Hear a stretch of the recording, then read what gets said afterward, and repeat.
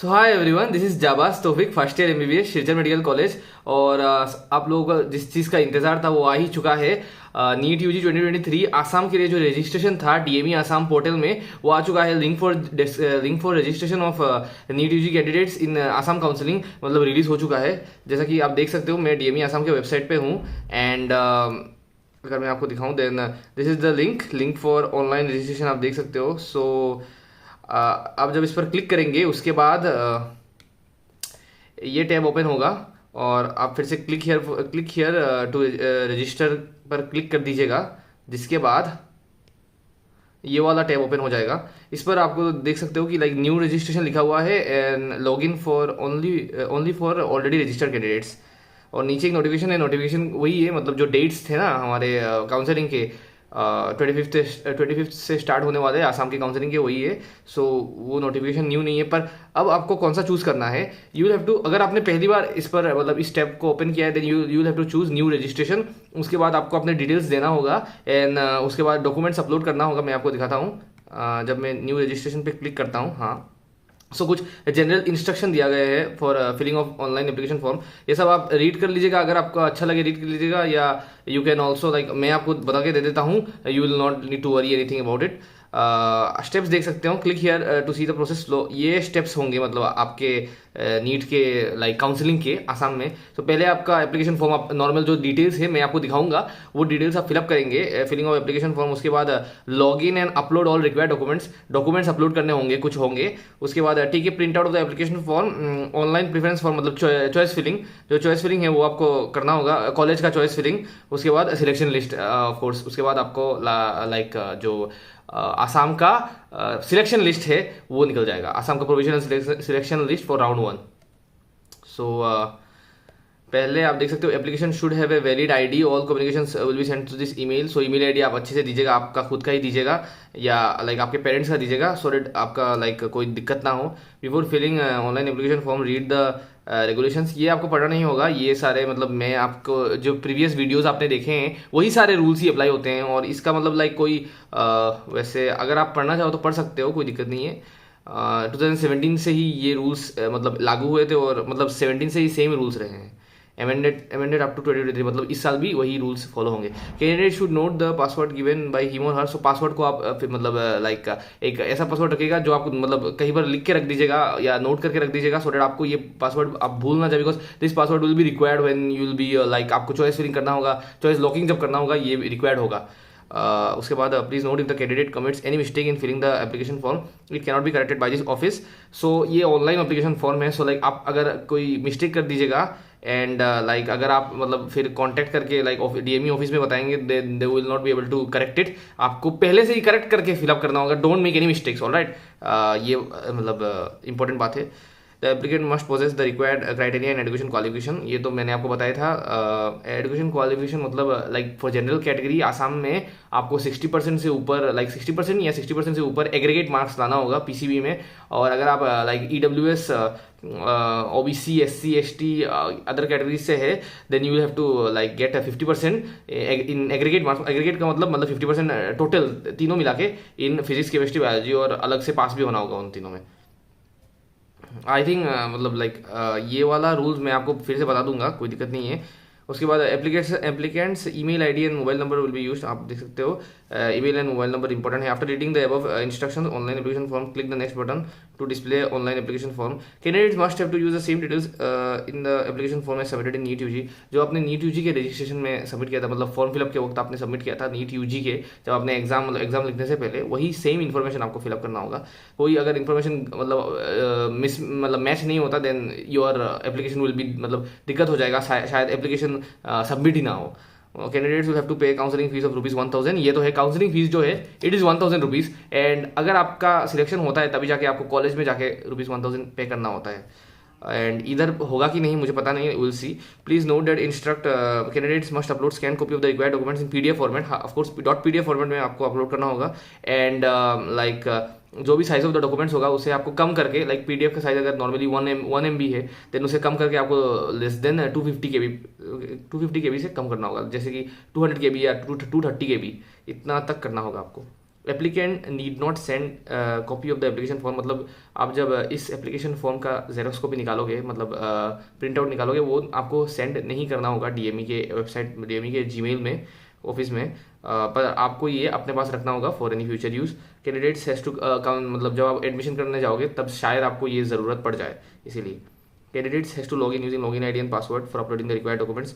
एनेक्जर्स are available. Annexures वही same है जो 2017 से भी मतलब चलते आ रहे हैं, जो लास्ट ईयर भी एनेक्जर था वही वाला एनेक्जर्स है। मैंने आपको ये बहुत बार बता चुका हूँ। एनेक्जर्स पे मैंने लाइक काफ़ी सारे वीडियोस में एनेक्जर्स का मेंशन भी किया है, और एक डेडिकेटेड वीडियो भी एनेक्जर्स के बारे में मैंने बताया, मतलब बनाया था। सो आप लोग ने शायद मतलब होपफुली एनेक्जर सारे फिलअप कर लिए होंगे, एंड अभी उनको अपलोड भी करना होगा आपको।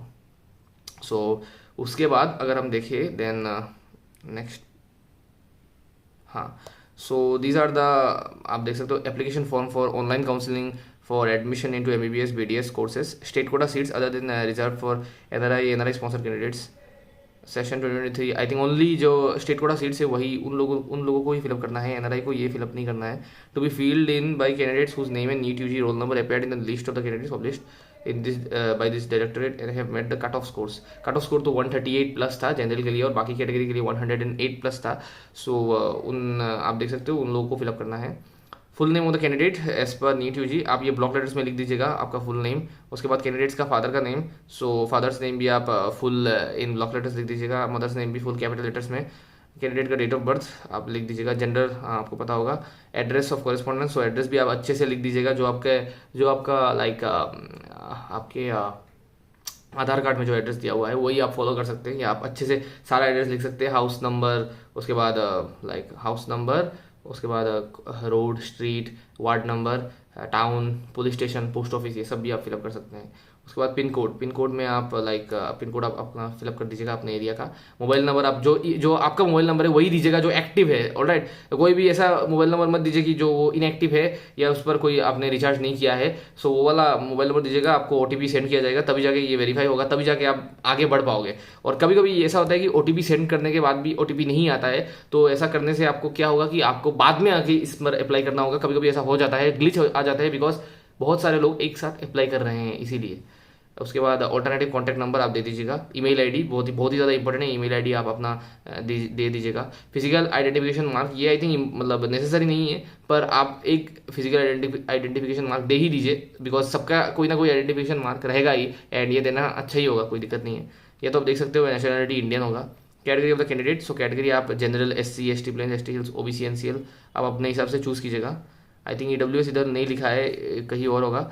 EWS candidates shall have to click on general and then click yes against EWS। हाँ, तो EWS का कैंडिडेट जो होता है वो जनरल EWS होता है, इसीलिए उसके जनरल चूज करने के बाद जाके हाँ ऐसे वो EWS चूज कर सकता है। आप देख सकते हो, अगर आप बस जनरल है then you don't need to choose EWS, आप नो पर क्लिक कर दीजिएगा। If you are SC you choose SC, if you are ST plains you choose ST planes.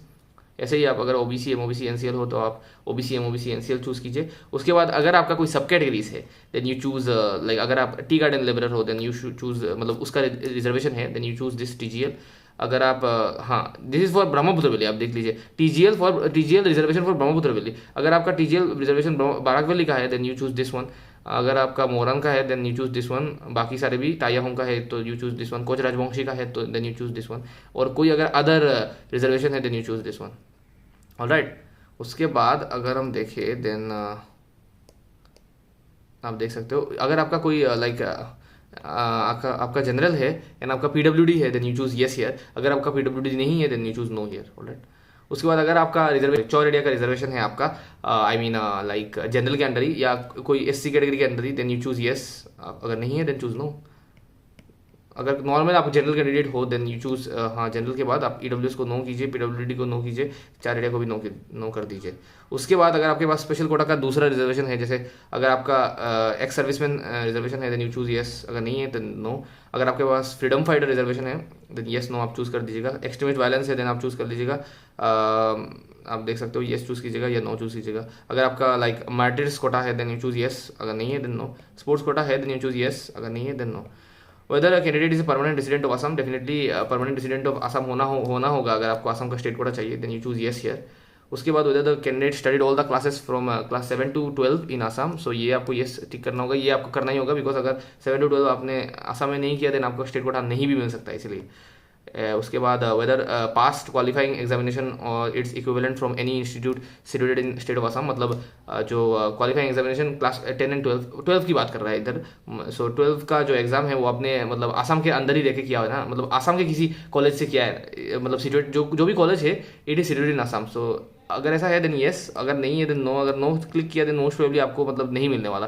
If no whether exempted rule, आप देख सकते हो, अगर मतलब नो क्लिक कर दीजिएगा इधर भी, अगर आपने नो किया है, if no whether exempted under rule 3(1)(c) of medical, ये आपको जाके गाइडलाइंस में पढ़ना होगा कि अगर आपने अगर आपका कॉलेज इधर से नहीं, अगर आपने इधर क्लास 7 से 12 नहीं किया है देन आपके साथ क्या होगा, आपको मोस्ट प्रोबेबली स्टेट कोटा नहीं मिलने वाला है। और अगर आपने आपका येस है then just click yes, alright, तब जाके आपको स्टेट कोटा मिल जाएगा। उसके बाद असम का state Kota, previous year educational information. हाँ, सो प्रीवियस एजुकेशनल इन्फॉर्मेशन, सो उसमें क्या होगा आपको क्लास 10 के लिए आपका जो बोर्ड है, जैसे अगर आपका दो ही बोर्ड मतलब मेनली दो ही बोर्ड होता है मेजरली, इधर सेबा होता है जो board of secondary education Assam है, आसाम का स्टेट बोर्ड है, या CBSE होता है। So either of the two, या कोई और अगर ICSE भी है देन यू चूज इट। अगर क्लास 12 में भी आइदर एहसेक होता है जो मतलब आसाम का क्लास 11-12 का जो काउंसिल है, मतलब जो गवर्निंग बोर्ड है वही है Assam higher secondary education council. आप आई थिंक पूरा लिख दीजिएगा सब, तब जाके बेटर होगा। एंड अगर आपका ऐसे नहीं है, अगर आपका CBSE है देन यू चूज CBSE, अगर कोई और बोर्ड है then choose your respective board.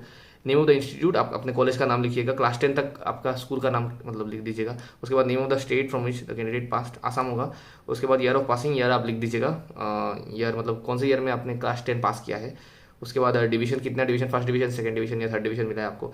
Percentage of marks, आप मतलब क्लास 10 में आपको कितना परसेंटेज ऑफ मार्क्स मिला था वो लिख दीजिएगा आप। उसके बाद क्लास 12 का नेम ऑफ द बोर्ड, आप सेम वही सेम प्रोसेस है, आप बोर्ड चूज़ कीजिएगा। उसके बाद आप name of the candidate, name of the institute मतलब कॉलेज का नाम लिख दीजिएगा। उसके बाद आप हाँ, कॉलेज के नाम के साथ मोस्ट प्रोबेबली आपको सीनियर सेकेंडरी स्कूल लगाना होगा, क्योंकि आसाम में ये नॉर्म कर दिया है, जो भी जूनियर कॉलेजेस थे उनका नाम सीनियर सेकेंडरी स्कूल कर दिया है। And name of the state from which the candidate past, आप बोल सकते हो, आप आसाम चूज़ कीजिएगा। उसके बाद ईयर ऑफ पासिंग आप लिख दीजिएगा, जिस ईयर में आपने HS पास किया है।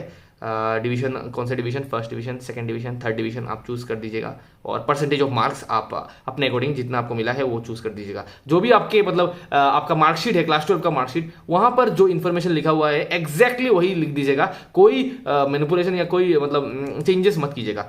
ये भी क्लास 10 का भी जो इन्फॉर्मेशन है, जो आपको क्लास 10 का मार्कशीट और क्लास 10 के पास सर्टिफिकेट में जो चीज़ें लिखी हुई है वही आप लिख दीजिएगा उधर।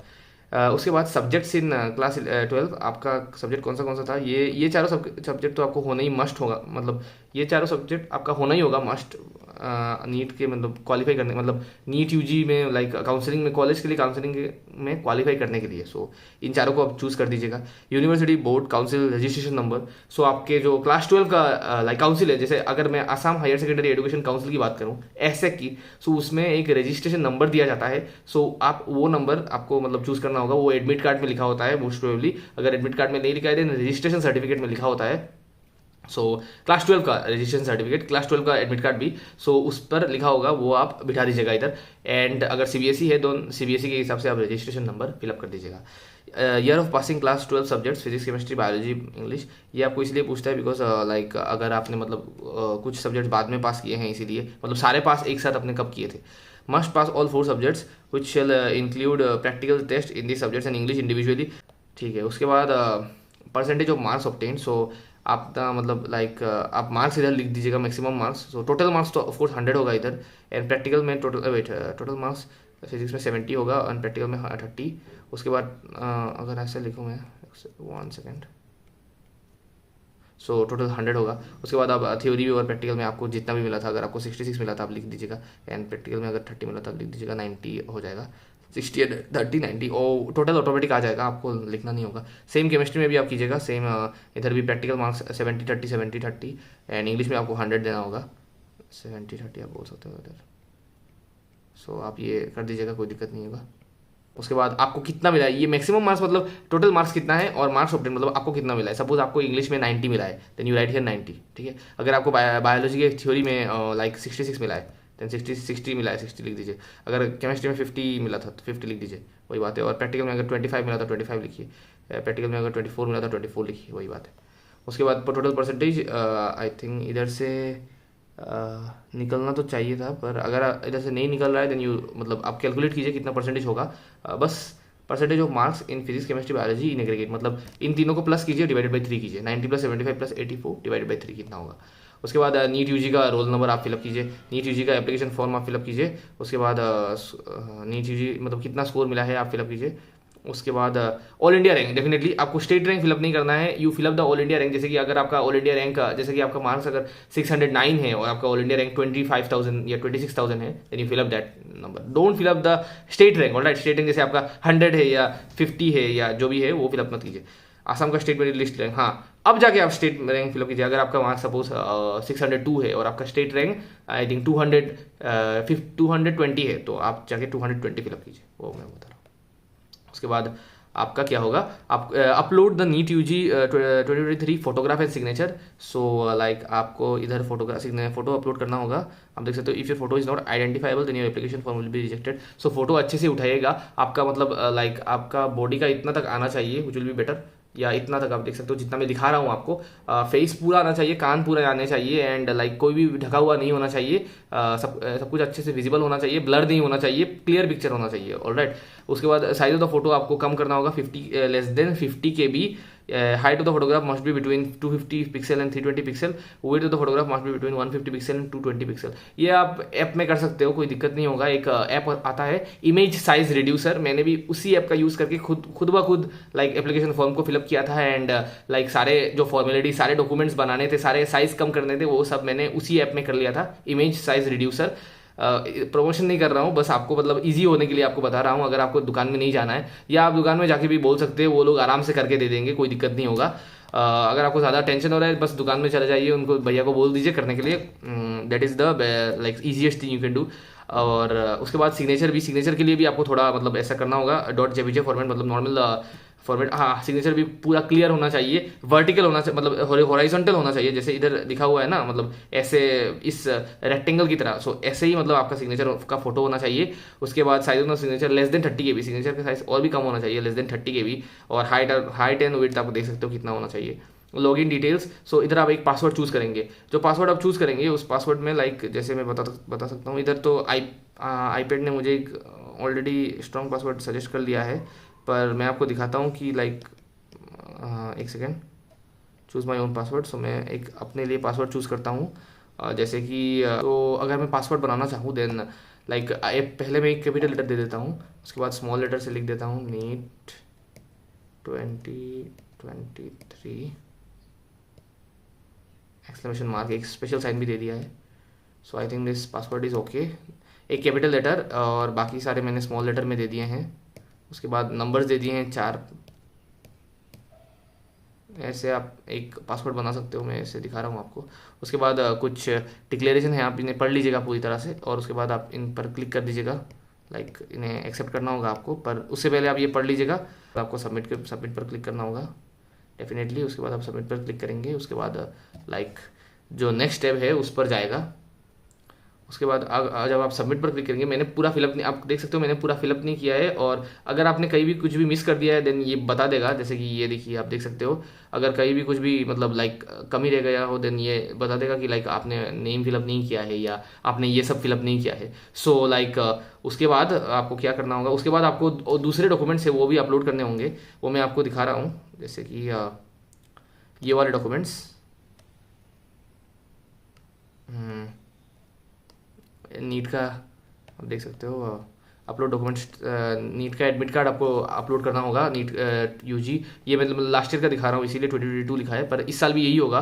एक फोटो आईडी पीडीएफ में अपलोड करना होगा, less than I think less than 200 KB या लेस देन 50 KB। देख लेता हूँ मैं एक सेकेंड, लेस देन कितना KB था। सो मैं आपको एग्जैक्टली बता सकता हूँ, लेस देन 250 KB था। सो लेस देन 250 KB में आपको अपलोड करना होगा admit card of NEET UG 2023, any original photo ID, Aadhaar card, उसके बाद HSLC एडमिट कार्ड, उसके बाद क्लास 10 का मार्कशीट, उसके बाद क्लास 10 का पास सर्टिफिकेट, उसके बाद क्लास 12 का मार्कशीट, क्लास 12 का पास सर्टिफिकेट, उसके बाद परमानेंट पीआरसी आपको अपलोड करना होगा, declaration of by parent and guardian जो एनेक्जर मैंने बताया था वो आपको अपलोड करना होगा, पीआरसी जो आपका पीआरसी है वो आपको अपलोड करना होगा, सबमिशन ऑफ परमानेंट, ये PRC is mandatory for admission आप बोल सकते हो। एनेक्जर 1 आपको सबमिट करना होगा जो मैंने आपको दिखाया है 20 ईयर्स ऑफ रेजिडेंसी। एनेक्जर 2 आपको लाइक वही आपको फोटो खींच के पीडीएफ बना के साइज छोटे करके आपको अपलोड करना होगा। एंड एनेक्जर 3, एनेक्जर 4 अगर आपका एप्लीकेबल हुआ देन आपको अपलोड करना होगा। एनेक्जर 5, 6, 7, 8 जो भी आपको एप्लीकेबल है वो आप अपलोड कर दीजिएगा। जैसे कि मेरा ये मेरा वाला है, सो इसमें एनेक्जर 2 तक ही मतलब मेरे लिए I was from general category and annexure 2 तक ही मेरे लिए लाइक आई थिंक एप्लीकेबल था, इसीलिए मैंने इतना तक ही अपलोड किया, बाकी मैंने अपलोड नहीं किया है, इसीलिए पेंडिंग दिखा रहा है, लेकिन मतलब कोई नहीं, सबमिट हो गया है बिकॉज बाकी मेरे लिए रिक्वायर्ड है ही नहीं इसीलिए। एंड बाकी सारे मैंने अपलोड कर दिए थे। उसके बाद ऐसे मतलब अपलोड करने के बाद सक्सेसफुल ऐसे आएगा, आप देख सकते हो। एंड मैं आपको वो भी दिखा देता हूँ कि मतलब कैसे आएगा। हाँ, इस तरह आएगा प्रिंट आउट। लास्ट ईयर यही आया था, सो इस साल भी आई थिंक यही आएगा। मैं आपको बाद में अपडेट कर दूंगा अगर मुझे इस साल का कोई मिला, पर लास्ट ईयर मतलब जैसे इधर आया था full application number, full name, candidates, तो ऐसे करके आएगा। एंड मार्क्स वार्क्स सब मतलब लिखा हुआ होगा। उसके बाद आप देख सकते हो। सो उसके बाद आपको सिग्नेचर ऑफ द एप्लीकेंट यहाँ लिखा हुआ है। ये आप कॉलेज के मतलब ये आप प्रिंट आउट करके बना लीजिएगा, ताकि जब आप कॉलेज पे जाए अगर इसका रिक्वायरमेंट हो और अगर वो आपसे ये पूछे then you can be able to deliver it, वही बात है। So this is all about this video, यही बात थी। रजिस्ट्रेशन स्टार्ट हो चुका है आसाम के लिए, मैंने आपको पूरा मेथड अच्छे से दिखा दिया है। अब आपको कोई कन्फ्यूजन नहीं होना चाहिए। अगर कोई भी कन्फ्यूजन हो then you can ask me definitely, आप कमेंट सेक्शन में बता दीजिएगा। अगर मैं मतलब उधर रिप्लाई नहीं कर पा रहा हूँ then you can ask me in Instagram definitely @Jabaz Taufiq. I try to reply all the questions, पर मतलब कभी कभी बिजी हो जाता हूँ बिकॉज क्लासेस भी चल रहा है and I am trying to make out time. And बस अभी क्लास से आया था and I did it. Okay, so like कोई भी क्वेरी हो you can ask me. And choice filling पर भी मैं मतलब लाइक वीडियो लाऊंगा and I try to make another video on choice filling. जब चॉइस फिलिंग आएगा और मैं आपको अपडेट भी कर दूंगा कि कैसे करना है। मैं ऑलरेडी चॉइस फिलिंग पे एक वीडियो ला चुका हूँ कि मतलब कैसे आपको चॉइस फिलिंग ऑर्डर रखना है। मतलब डेफिनेटली आपकी मर्जी है, पर आप उस वीडियो को देख के बहुत ही ज़्यादा आपको अच्छा आइडिया मिल जाएगा कि आपको मतलब कैसा होना चाहिए choice filling order. So this is all about this video. Thank you and have a nice day.